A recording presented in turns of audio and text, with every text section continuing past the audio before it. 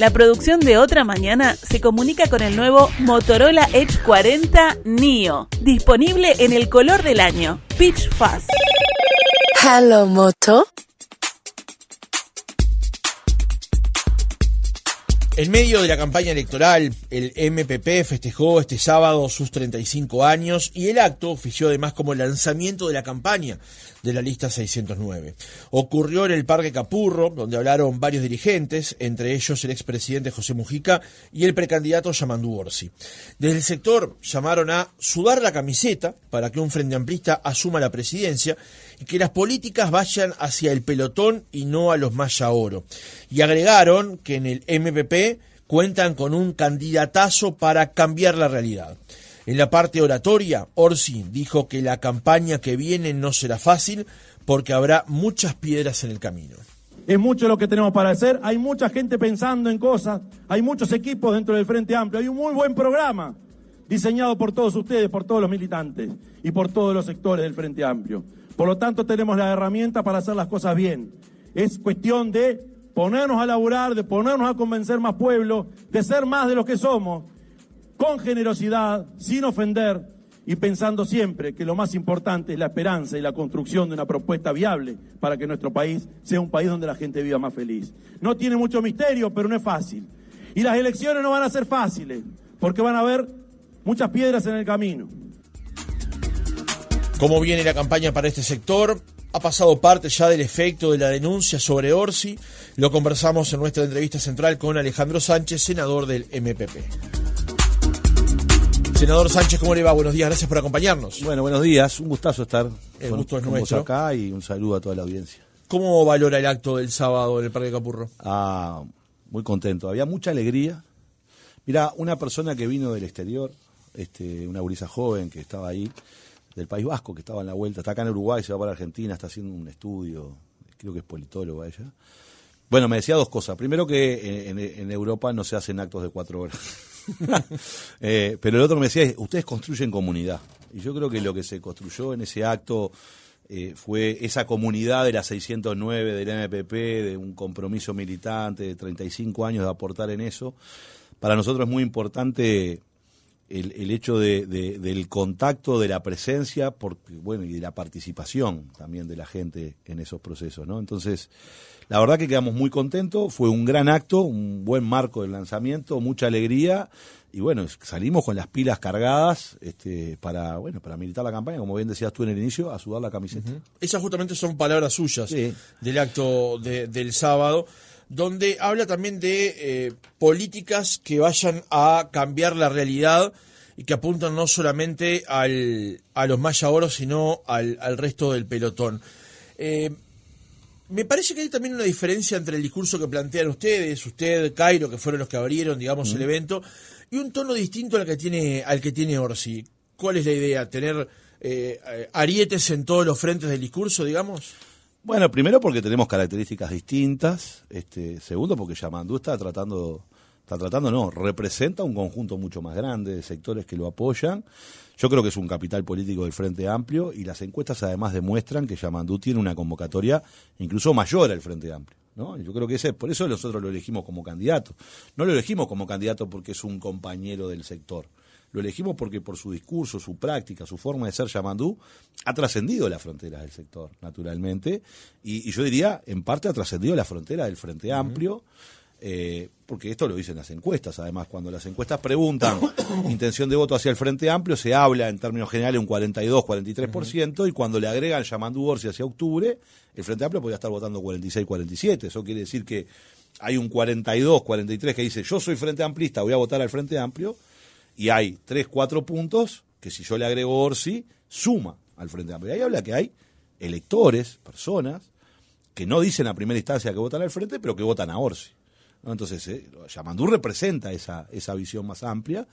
Y nosotros, en realidad, la función en un acto o en cualquier actividad, uno va repartiendo determinadas tareas, si se quiere, desde el que arma el escenario hasta quienes hacen un discurso más confrontativo, quienes plantean más propuestas, quienes tiran otro tipo de líneas de acción. Bueno, nosotros arrancamos el acto y fuimos un poco duros con el gobierno, es verdad, concentramos más las críticas al gobierno, Porque yo estoy convencido de que el gobierno en realidad ha cometido muchos errores, pero por sobre todas las cosas no ha generado que el Uruguay despegue en términos de desarrollo. Y este es el gran problema que tiene el país. O sea, con un nivel de atraso cambiario como el que tenemos hoy, donde el año pasado el sector productivo perdió 1.500 millones de dólares, con un gobierno que prometió que iba a abrir mercados y firmar tratados para arreglar que nuestro comercio entrara en mejores condiciones, pero no logró ningún mercado nuevo, ni ningún acuerdo nuevo, donde pagamos 500 millones de dólares, además, de aranceles en el mundo. O sea, estamos hablando de que el sector productivo nacional pierde 2.000 millones de dólares por atraso cambiario y por aranceles, que se podían invertir en el país, 2.000 millones de dólares. Y el gobierno no ha logrado avanzar nada, ni un ápice en esto. Evidentemente, esto está generando un estrago muy grande, por dos lados. Los productores más chicos no resisten el atraso cambiario. Los productores más grandes les duele, pero tienen una espalda mayor para resistir. Pero el problema es que el chico se nos está cayendo en la lechería, en la ganadería, en la granja. La granja tiene acumulado un 40% de endeudamiento. O sea, estamos del punto de vista productivo, el país ha ido involucionando. Y la industria, el otro componente, también está muy mal, porque con este tipo de cambio es más barato importar que producir a nivel nacional. Con lo cual, perdemos en los dos extremos. Y si a esto le sumamos que los ingresos de la familia han sido más bajos en los últimos 4 años, bueno, los otros que terminan perdiendo son las pymes que le venden a los uruguayos. Entonces tenemos un combo en donde el Uruguay no ha logrado avanzar, no ha logrado captar una nueva inversión, no ha logrado abrir un nuevo mercado, no ha logrado incorporar innovación y tecnología, no ha logrado tener tratados que nos permitan acceder con mejores tasas de aranceles en el mundo. Bueno, estamos en un problema muy serio. Antes de pasar a la política, que veo que ya tiene ganas de arrancar para ese lado, bueno. Le quería hacer otra pregunta tomando como punto de partida el evento del sábado. ¿Cómo define hoy al MPP? En estos 35 años de historia que han pasado, ¿cómo lo define hoy? Bueno, yo creo que el MPP es una fuerza política que, primero lo que plantea es que con la gente todo, sin la gente nada. Por eso somos el movimiento de participación popular. Sin la participación de la gente, nada. Usted puede tener las mejores ideas y las mejores intenciones, pero si eso no lo logra incorporar a que las grandes mayorías nacionales participen de ese proceso y digan, por acá vamos, no tiene sentido. Es una discusión teórica e intelectual hacia dónde ir. Entonces, para nosotros, algunos dicen, son muy pragmáticos. No somos muy democráticos. Es decir, ¿es con la gente o si no, no es? Eso es lo primero. Lo segundo creo que es un sector, por supuesto, de izquierda, que tiene una visión nacional, pero que tiene bien claro que no se construye un país solo con una mirada.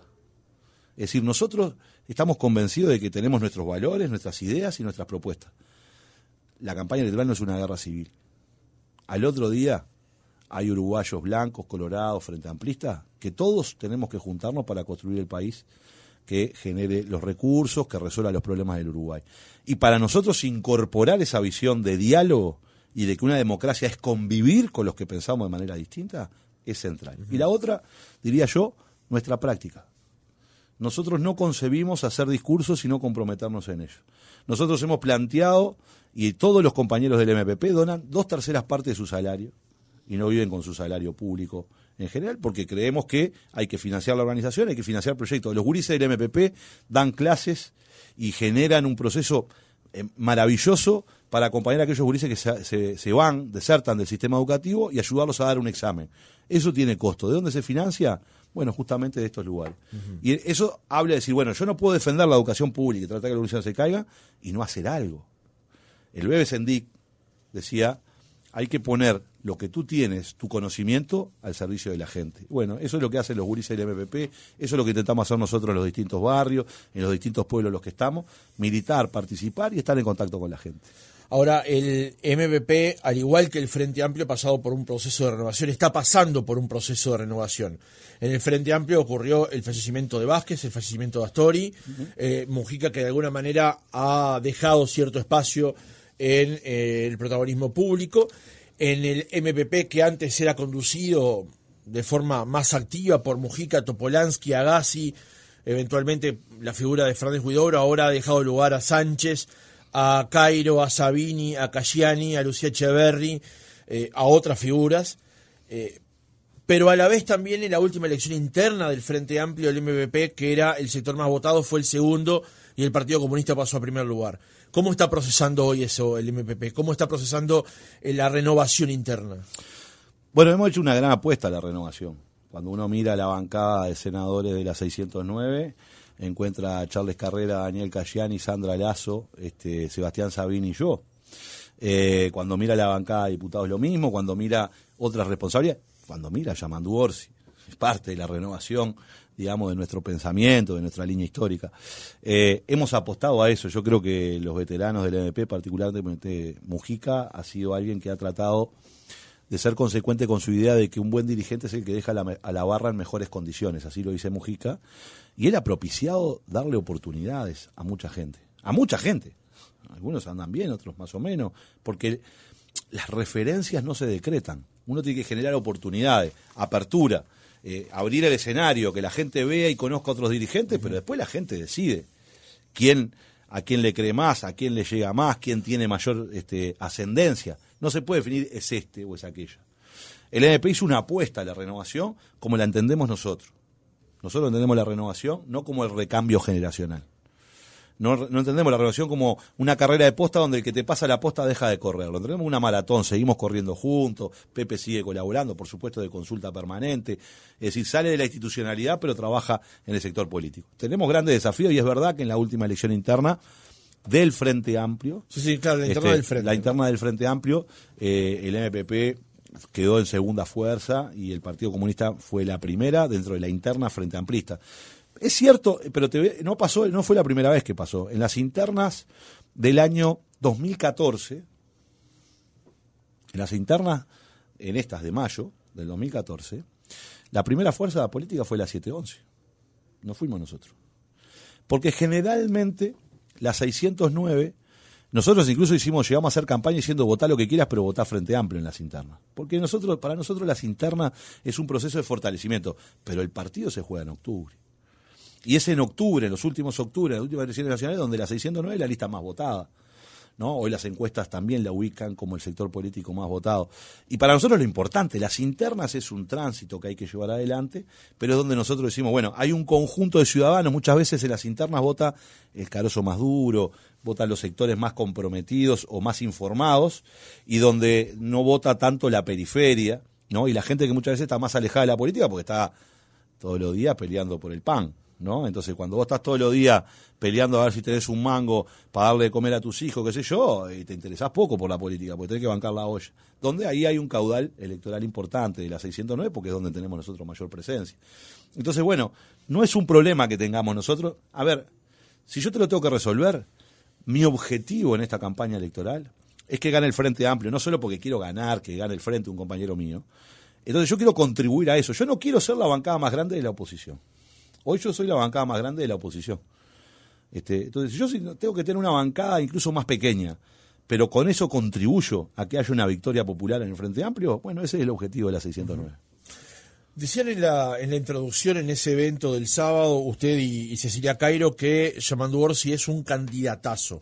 ¿Por qué? ¿Por qué entienden que Yamandu Orsi guarda las condiciones para ser el candidato que promueve el Frente Amplio, que soy uno de los favoritos de la interna? Bueno, por tres consideraciones que para mí son muy importantes. Y además se dio en este contexto. Yo venía con Cecilia, que subimos junto al escenario, habíamos salido el miércoles, estuvimos el jueves en Bella Unión, luego en Artigas, pasamos por Rivera y terminamos en Tranquera y regresamos a las 5 de la mañana del sábado a Montevideo. Dormimos y salimos para el acto. Y entonces, cuando uno recorre el país, como lo estamos recorriendo nosotros, encuentra dos o tres cosas. Primero, en el abajo no hay grieta. O sea, la grieta es un invento de los dirigentes políticos. ¿De usted? ¿Eh? ¿De usted? Sí, yo no creo en la grieta, pero creo que hay... ¿Pero participa involuntariamente, tal vez? Puede ser, pero yo lo que digo es que hay cavadores de grieta. Yo no me caracterizo por ser un cavador de grieta, pero más bien que entiendo que hay que dialogar, que hay que tender la mano, que hay que construir puentes. En el abajo la gente no hay grieta. Y lo que la gente nos dice es, está todo muy lindo con los grandes discursos, pero precisamos cosas concretas que nos resuelvan la vida, de los problemas que tenemos. Ese es el primer componente de Yamandu Orsi, que ha planteado decir, bueno, yo vengo a resolver cosas concretas. No voy a hacer los grandes discursos de las mega reformas, la, transformación educativa. El gobierno habla de transformación educativa y tiene 10 centros CAIF cerrados, construidos porque no le pudieron poner el presupuesto a los docentes y a los gastos de funcionamiento para abrirlos. Entonces me hablaba de una transformación educativa y tengo 10 centros cerrados, con guardia de seguridad, que se terminaron de construir. Entonces ahí tenés los errores, porque después me hablaba de transformación, palabras bonitas, hay que resolver la gestión concreta de eso. Yamandú tiene esa capacidad. Segundo, tiende puentes, porque está convencido de, primero, de que las transformaciones que tiene que hacer el Uruguay requieren de un respaldo político mayor al que el de nuestro partido solamente. Y para eso hay que tender puentes con la sociedad, la academia, el sector agropecuario, empresarial, el sector, digamos, social, los movimientos sociales, y también entre los partidos para poder avanzar, porque hay grandes temas que tiene el país que tiene que avanzarlo y para eso tiene que tener el mayor respaldo posible. Y tercero, creo yo, tiene la capacidad de tener sensibilidad, la sensibilidad que lo lleva a sentir en carne propia los dramas que tiene nuestra gente y a comprometerse a darle solución. Lo ha hecho a lo largo de su gestión en la Intendencia de Canelones y creo que lo puede hacer a nivel nacional. Y eso es lo que hace que mucha gente me diga, le creo a Yamandú. A Yamandú le creo. Creo que Yamandú le aporta más confianza a la gente para votar al Frente Amplio. Uh-huh. Esta campaña de Yamandú Orsi de cara a la interna comenzó o en algún momento surgió una denuncia que fue primero pública y después se hizo ante la policía y ante la justicia de que Orsi habría agredido a una persona trans hace casi 10 años, 9 años y algo, en el Parque Roosevelt. Primero Orsi no contestó sobre el tema, dejó pasar, después de que la denuncia tomó estado ya legal, digamos de alguna manera, ahí sí optó por contestar, habló de la democracia, habló de una campaña. No quiero volver sobre eso, le quiero preguntar si desde la denuncia hasta ahora ¿ha afectado algo en la campaña de Orsi? ¿Ha afectado algo la forma en la que la campaña se ha tenido que parar? Yo creo que siempre afecta en varios aspectos. Cuando vienen las campañas sucias, de agravios, de falsedades, que se mancha el honor de las personas o su ética, de alguna manera, atrás de los dirigentes políticos hay familias. Yamandú se tuvo que sentar en una mesa a explicarle a sus hijos de 11 años que todo eso era falso. ¿Cómo no va a dañar? Daña a la persona, daña a los entornos, daña a la familia. Porque uno en la actividad política está expuesto sin lugar a duda, pero también expuesta toda tu familia está expuesta, ¿no? Y a veces no se mide esos impactos cuando se tiran cosas así, ese tipo de agravios. En términos electorales, los encuestadores dicen que no incidió en términos de la intención de voto de Yamandú. Creo que no incidió porque creo que a la legua se nota que es una maniobra, a la legua se nota que es algo armado para tratar de golpear a Yamandú Orsi en el medio de la campaña, y entonces por eso se nota eso. Pero sí, claro que te afecta porque tuviste que detenerte, pensar cómo ibas a declarar, cómo ibas a encarar esta situación. Uno tiene que tener el cuero muy duro en la política. Y creo que hay algo que los uruguayos tenemos y que tenemos que cuidar, que es esta idea de la cercanía, en donde todos más o menos nos conocemos, el país de las cercanías existe, y nosotros tenemos que cuidar nuestra democracia, que nuestras diferencias se transiten por ideas y por proyectos y no por agravios. Porque si no, me golpean a mí, entonces yo busco agraviar al otro y golpear al otro, y ahí vamos en una espiral que termina muy mal. Lo vemos en Argentina, lo vimos en Estados Unidos, lo vemos en Europa. Y en Uruguay somos un país de 3 millones de habitantes, un barrio de San Pablo. Si nosotros no cuidamos lo que tenemos, cuando queramos acordar vamos a estar metidos en un problema muy serio. Entonces, la afectación es la afectación personal. La afectación es cómo la familia queda golpeada por esto y los candidatos. Nosotros tenemos el cuero duro y vamos a seguir para adelante, y sabes, además cuando vos sabes que te están acusando injustamente, por supuesto que eso te da más energía, más fuerza y más valentía para pelear más. Uh-huh. Y yo creo que eso es lo que le pasó a Yamandú. Yamandú, después de la denuncia, dijo hay que redoblar la apuesta, y salió hacia el litoral y no ha parado de recorrer el país diciendo, bueno, ahora vamos porque vinieron por mí, por mi familia, y eso no lo puedo permitir, entonces a redoblar. Yo creo que fue primero el golpe que te decía recién, lo anímico, y luego de eso la respuesta de poner un esfuerzo mayor. Y entonces yo creo que lo que terminó pasando es contraproducente. No incidió ni electoralmente, y a nosotros nos dio mucha más fuerza seguir militando. Ahora usted dice que a la legua se ve que es una maniobra. En los días en los que la denuncia estaba muy fresca sobre el panorama político, se hablaba de una campaña orquestada con mucha guita. Recuerdo esas palabras de una crónica del País. Uh-huh. ¿Quién estaba detrás de todo esto? ¿Quién está detrás de esa denuncia y de esta maniobra orquestada, según ustedes? Bueno, yo no sé quién está. No lo sé. Y hoy está en la justicia y espero que la justicia investigue a fondo. Porque está claro que hubo un conjunto de acciones organizadas, ¿no? Primero se dice de determinada manera, luego se construye, luego salen algunos audios por WhatsApp, donde se dice un montón de disparates de Yamandu Orsi. Luego se agregan otros elementos, luego se agregan un montón de cuentas falsas que ingresan al país desde el exterior para darle empuje a la noticia. Luego se agregan nuevos elementos y entonces se va construyendo. Cuando uno mira y consulta con asesores extranjeros y nacionales, te dicen, mira, estas cosas pasan en todo el lado y tienen este mecanismo, hasta tiene un nombre, se llama esmerilar a un candidato, irlo erosionando, porque es aquel dicho, que el dicho popular uruguayo quizá es más fuerte, que es cuando te tiran con pintura, manchado quedás, ¿no? Uh-huh. El dicho popular es con otra cosa, pero por pudor no lo vamos a decir al aire. Te queda el olor. Todo el mundo lo entendió igual.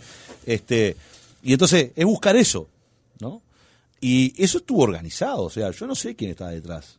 Lo que sí sé es que hay una cosa organizada, que funciona, que cumple determinados pasos y que son muy parecidos a como se ha hecho en otros lados.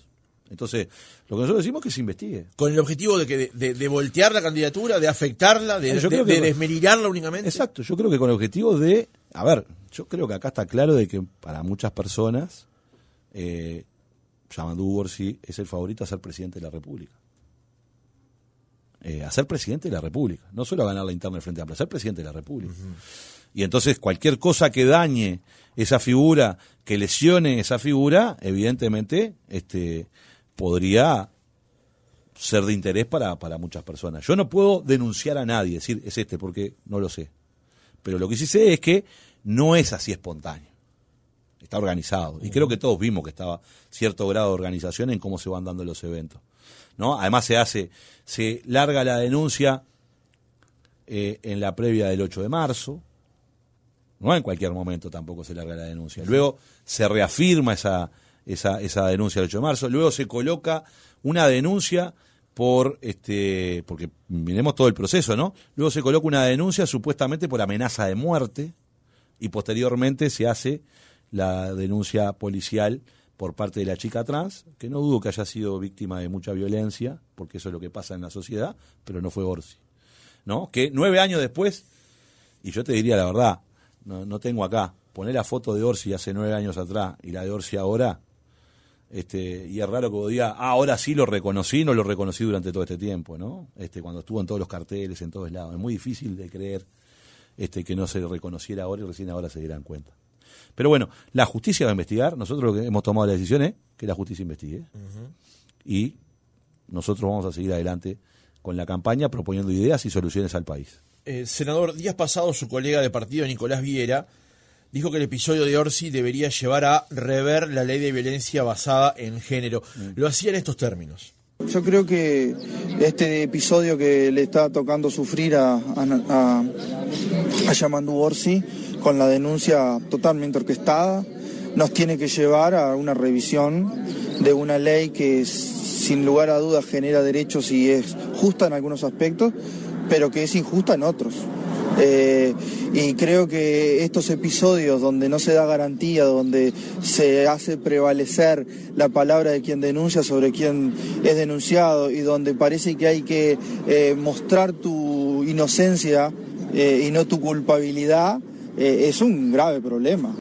Usted, como referente político hoy por hoy del MPP, ¿qué opina sobre lo que dijo su colega Viera? ¿Es necesario rever y actualizar esta ley? Yo no comparto lo que dice Nicolás. Nicolás luego hace una nota aclaratoria de que de alguna manera es una opinión muy personal de él y que está un poco descontextualizado cómo fue que se expresó. Pero no comparto por 3 cosas. La primera de ellas, no tiene nada que ver el caso de Orsi con el caso con la discusión de la ley basada en género. No son equiparables, ahí no hay una situación. Acá lo que está, la denuncia de Orsi es por lesiones. Nada tiene que ver con la violencia de género. Segundo, tampoco a partir de los casos se puede decir, bueno, voy a revisar la ley. Entonces creo que comparar un caso y hablar de analizar la ley creo que es un error, porque vincula una cosa con la otra y eso no está bien. En segundo lugar, yo no creo que las cosas haya que hacerlas en función de lo que se dice, sino en función de lo que dice efectivamente la ley. Y acá hay una gran confusión. Incluso la fiscal del caso llegó a decir, a dar algunas declaraciones que a mí me asombraron. Diciendo, ¿La fiscal Fleitas? Sí, ha dicho, bueno, como a las víctimas se le cree, eso no dice la ley.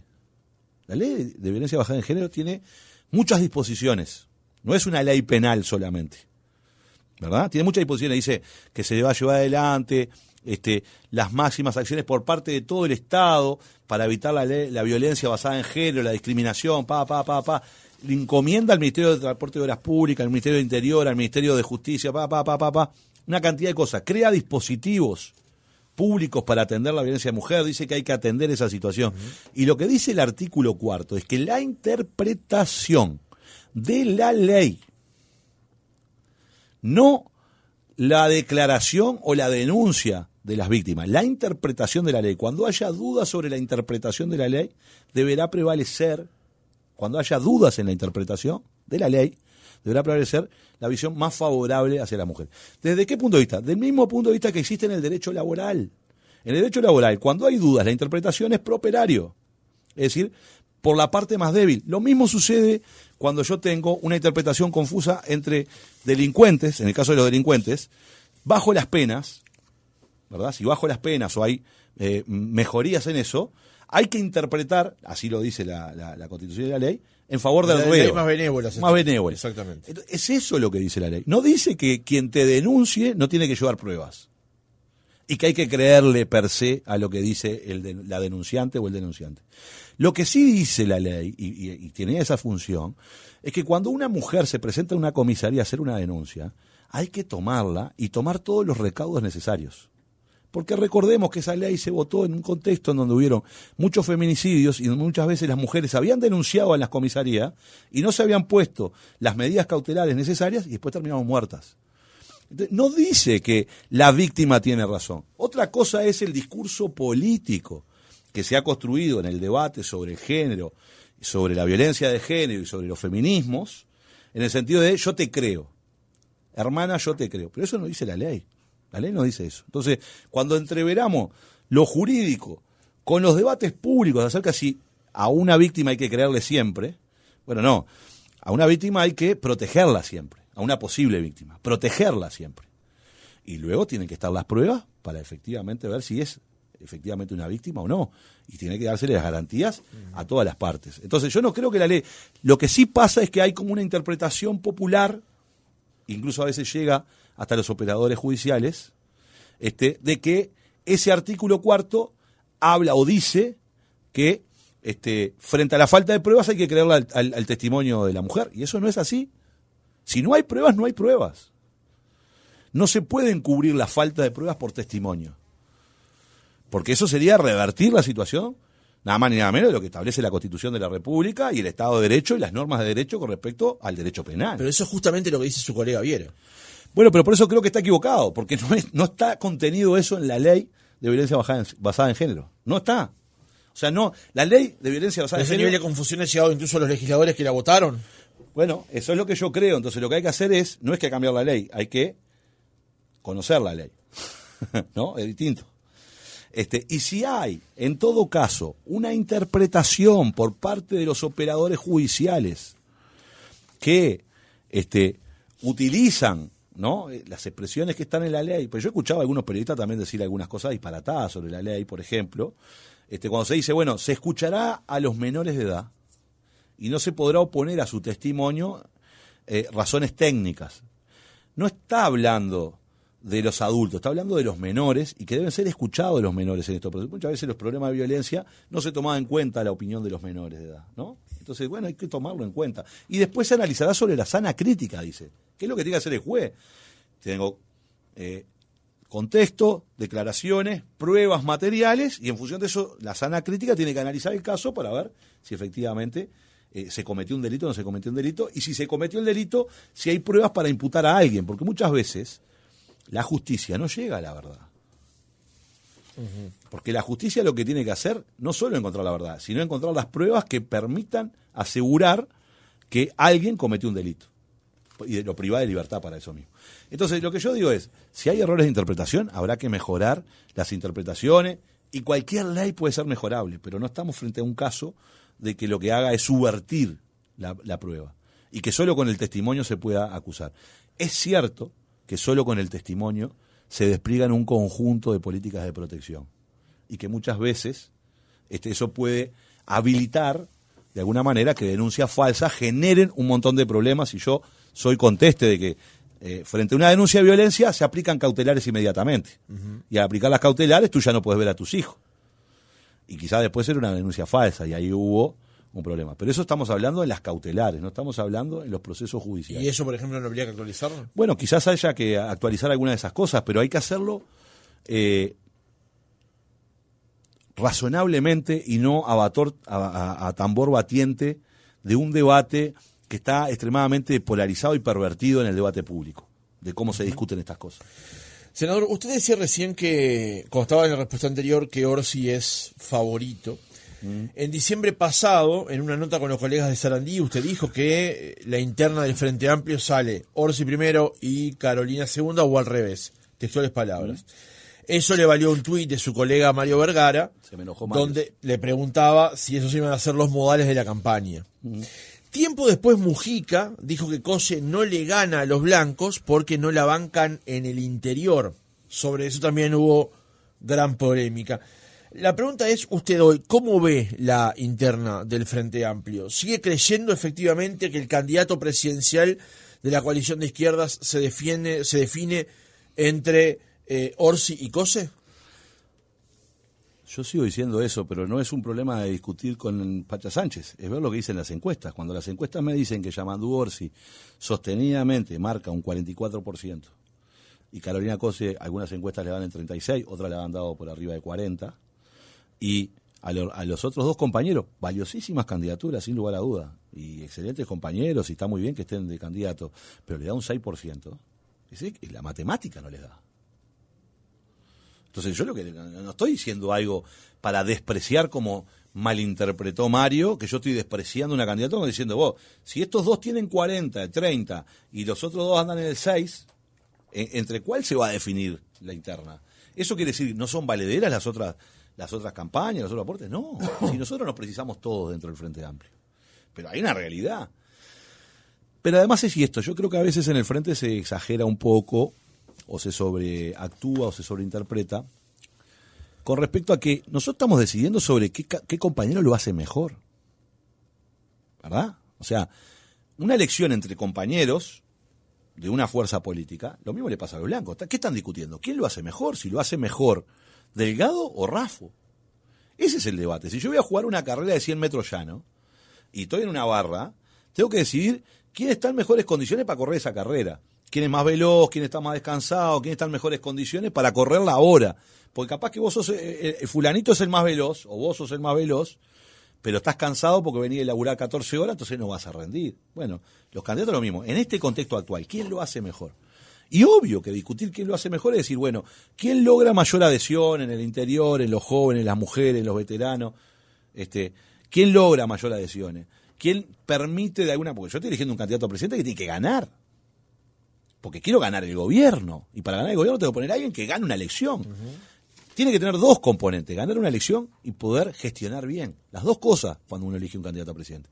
Debe haber un montón de compañeros muy capaces en el Frente Amplio, pero que no tienen la condición por conocimiento, por respaldo de la gente, de ser candidatos a presidente. Entonces, cuando uno elige eso, obviamente ve qué virtudes. Entonces, ¿podrá alguien expresar que la forma en la que habla Mujica, que a veces siempre quieren los modales, quienes buscan corregir modales siempre están en esa?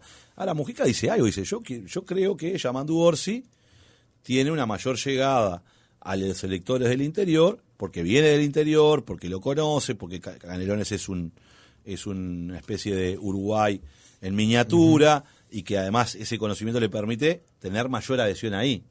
Bueno, Pero es justamente lo que estamos discutiendo.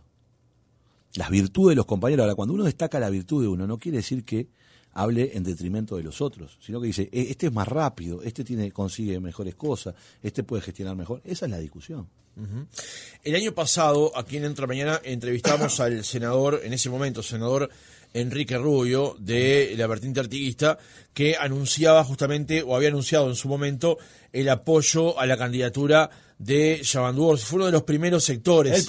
El primer sector en mencionar justamente la candidatura y el apoyo a esa candidatura.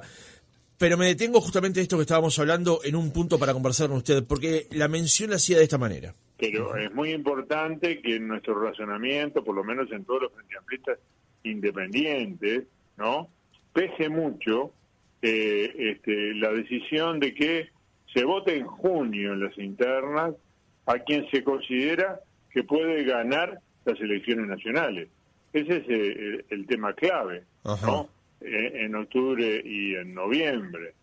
Bueno, estas cosas llevan tiempo, elaboración, intercambios, y es un proceso que no es corto. Ajá. Eso que acaba de decir, senador, es una pista interesante. Usted plantea que, bueno, no todas las candidaturas que puedan surgir desde el Frente Amplio le pueden permitir al Frente Amplio ganar, sobre todo en noviembre, ¿no? Nosotros pensamos que solo la candidatura de Orsi nos puede permitir ganar en noviembre. ¿Solo la candidatura de Orsi le puede permitir al Frente Amplio ganar en noviembre, senador? Bueno, yo lo que creo es que la candidatura de Orsi le permite ganar al Frente Amplio, creo que sí. Pero las encuestas y las opiniones de los dirigentes las puede revertir la gente perfectamente, votando. Porque el principio, o sea, no se gana un gobierno con encuestas, se gana en las urnas. Entonces, si en la interna del Frente Amplio hay una mayoría que vota a Carolina, uno tiene que leer también esas cosas, si fuera ese el caso. Hoy las encuestas demuestran con claridad que si Yamandú Orsi es el que encabeza la fórmula del Frente Amplio, el Frente Amplio podría estar en octubre en el orden del 46-47. Y cuando las encuestas preguntan por Carolina, en realidad, si fuera Carolina la candidata, hablan de un 42. Bueno, las encuestas dicen eso, pero las encuestas son una fotografía. Tenemos el primer escenario real de urnas, que será las elecciones de junio. Ahí la gente resolverá. Y un dirigente político tiene una idea de qué hacer, tiene una idea de qué es lo que puede andar bien, porque uno recorre y la gente le habla y le comenta. Te voy a poner un ejemplo, el doctor Melgar, le voy a poner nombre y apellido. Doctor Melgar, nacido y criado en Ancina. Se fue a estudiar medicina, volvió y es el médico del pueblo, hoy concejal del Partido Nacional. El doctor Melgar, que es concejal del Partido Nacional, nosotros hicimos un acto en Pueblo del Barro y el doctor Melgar pidió para hablar y dijo que él tenía que volver al Frente Amplio del Gobierno, que él era blanco, pero que tenía que volver al Frente Amplio del Gobierno y que él venía a sumarse para octubre a acompañar la candidatura de Yamandú Orsi. Porque le creía y porque entendía que el Uruguay necesitaba que el Frente Amplio gobernara, porque fue el que le prestó atención a los pobres del campo, el que le prestó atención a la pobreza en las urbes, y que por eso él venía a apoyar hasta octubre al Frente Amplio para que regresara por la confianza que tenía en Orsi. Bueno, eso es un dato de la realidad. Ahora, ese dato del doctor... ¿Cuántos doctores Melgar hay? No lo sé. Se expresarán en las urnas. No, pero le cambio la pregunta, entonces eso se la plantea de otra manera. Es probable que el Frente Amplio esté arriba del 40%, 42, 46, dependiendo de las encuestas. Ahora, la cuestión es ese porcentaje que no tiene definido votar al Frente Amplio, pero que en la elección de noviembre lo puede elegir dependiendo de quién es el candidato. Sí. Si Orsi es el candidato, a su juicio, ese ingreso es mayor. Sí, claro, por eso elijo a Orsi. Por eso cuando yo digo Orsi lo hace mejor, lo digo en esa clave. Creo que Orsi despierta más adhesiones, no solo de los frente amplistas, sino de un conjunto de electores, ¿verdad?, que no deciden en primera instancia votar al Frente Amplio, pero que confían en Orsi, y esa adhesión es muy importante para ganar una elección. Por eso yo estoy convencido y por eso apoyo la candidatura de Orsi. Si yo pensara que la candidatura de Orsi no le suma más votos al Frente Amplio para ganar, por más que sea de mi sector, no lo apoyaría. Porque yo no quiero que Yamandú me represente a mí.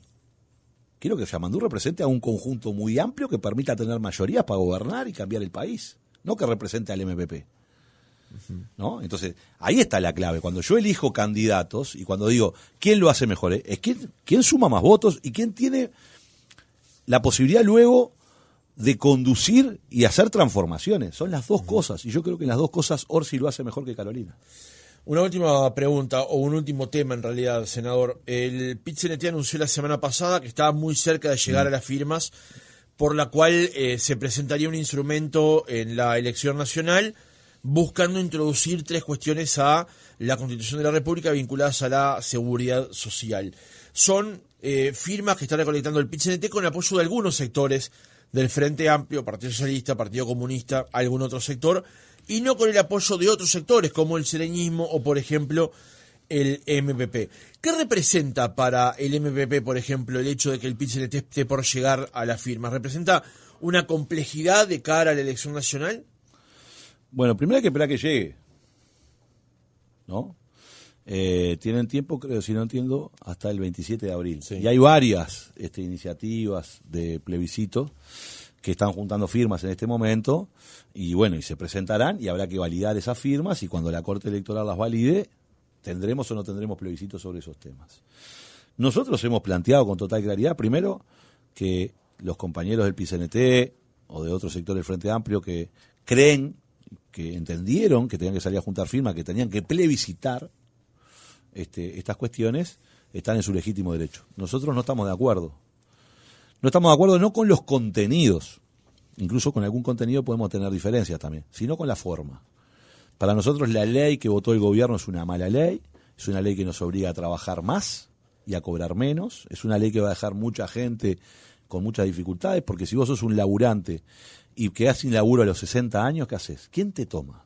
Este es el problema.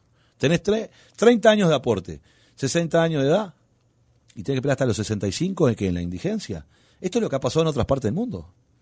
Cuando vos aumentás la edad de jubilación, lo que termina pasando es que si te quedás sin laburo a los 58, 59, 60, 61, nadie te toma. Particularmente los empleos más precarios, ¿no? Trabajador rural, gente de la construcción, empleada de servicio, etcétera, etcétera. No los calificados, no un abogado, pero a los más jodidos, te quedás sin laburo y quedás 5 años sin nada, en la indigencia. Entonces está jodido esa situación. Entonces nosotros discrepamos con la ley del gobierno y acompañamos lo que dice el programa del Frente Amplio, de ir a un diálogo social para cambiar esos aspectos negativos. El presidente de la República dijo, ¿qué van a hacer con la ley de seguridad social? Yo le dije, se la vamos a derogar. Si somos gobierno, la vamos a cambiar. Y eso es lo que queremos hacer nosotros. No, por la vía plebiscitaria, poner en la Constitución de la República cosas que en realidad, puestas así, pueden generar muchos problemas. Pero la pregunta que yo le hacía es si de cara a la elección de octubre, que el PIT-CNT alcance las firmas, ¿a ustedes los complica de alguna manera? No, yo creo que es una complejidad. Complica el debate, por ejemplo. Ah, sí, seguramente la derecha lo va a utilizar mucho, ¿no? Como lo están utilizando hasta ahora, incluso diciendo, yo no estoy de acuerdo con la juntada de firmas ni con lo que contiene la papeleta. Creo que hay que hacer cambios en seguridad social, algunos en ese sentido, aumentar las jubilaciones mínimas, bajar la edad jubilatoria, y ver cómo se resuelve el tema de la AFAP para que no sea, digamos, una cuestión donde la enorme mayoría de las jubilaciones que pagan las AFAP son muy bajas, y ver cómo se resuelve eso, pero no como lo está planteando el PIT-CNT legítimamente.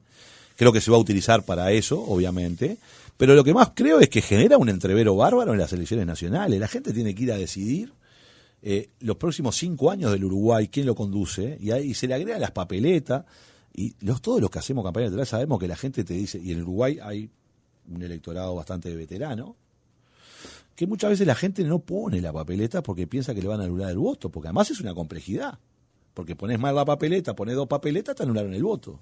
Entonces muchas veces la gente dice, no, yo voto esta lista, no me pongo más nada. Entonces es una complejidad cuando se está decidiendo sobre los 5 años del Uruguay quién va a conducir, agregar plebiscitos.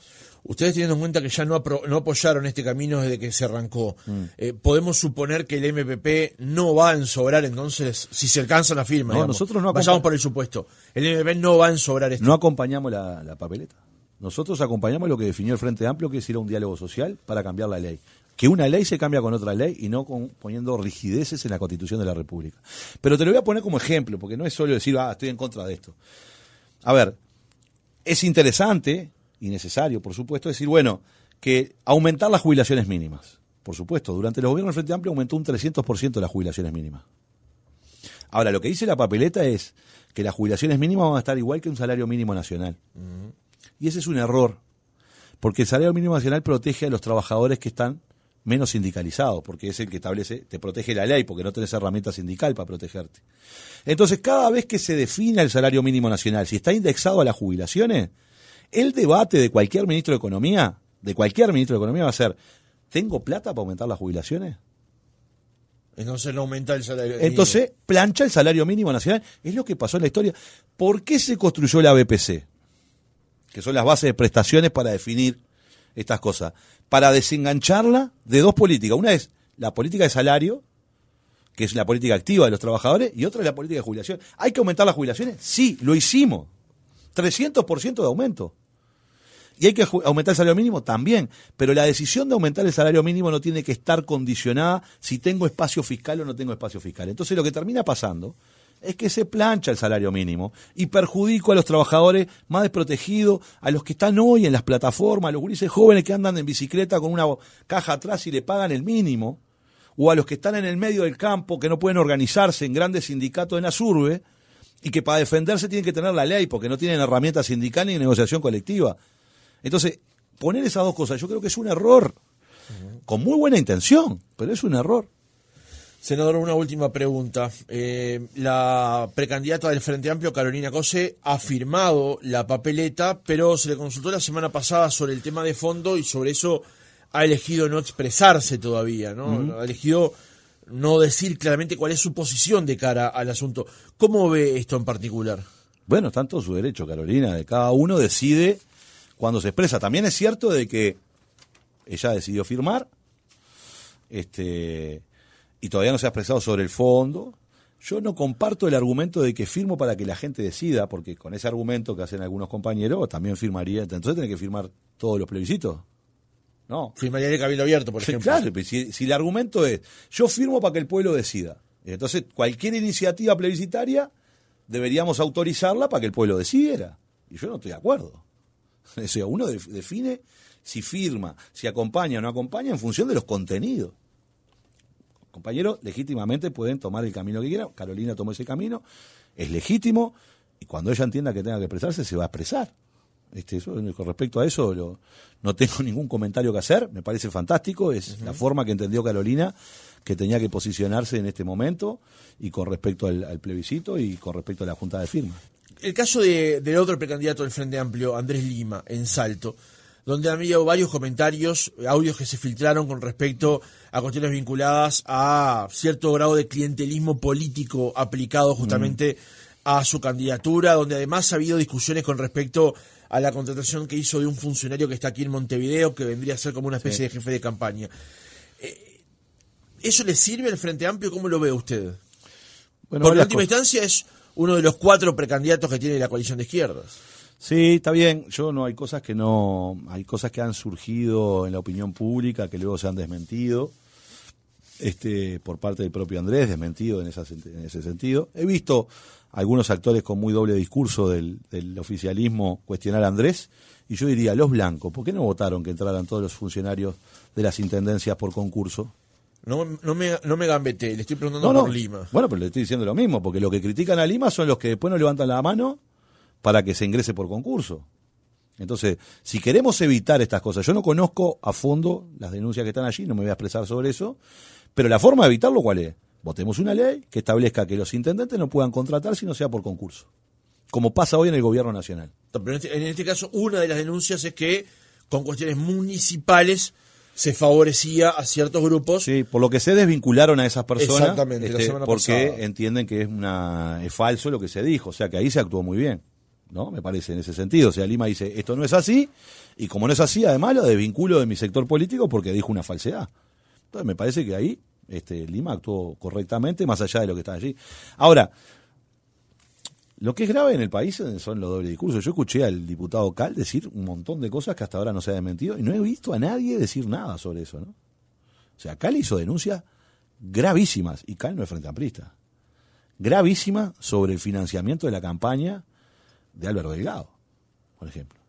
Y fue a la comisión y ratificó una parte de su denuncia, y además hizo una denuncia en fiscalía, ¿no? Entonces, a mí me parece que a veces Yo, por lo que veo, porque he visto a Delgado declarar algunas cosas, se ve la paja en el ojo ajeno y no la viga en el ojo propio. Alejandro Sánchez, senador del MPP, gracias por haber estado otra mañana con nosotros. Muchas gracias a ustedes.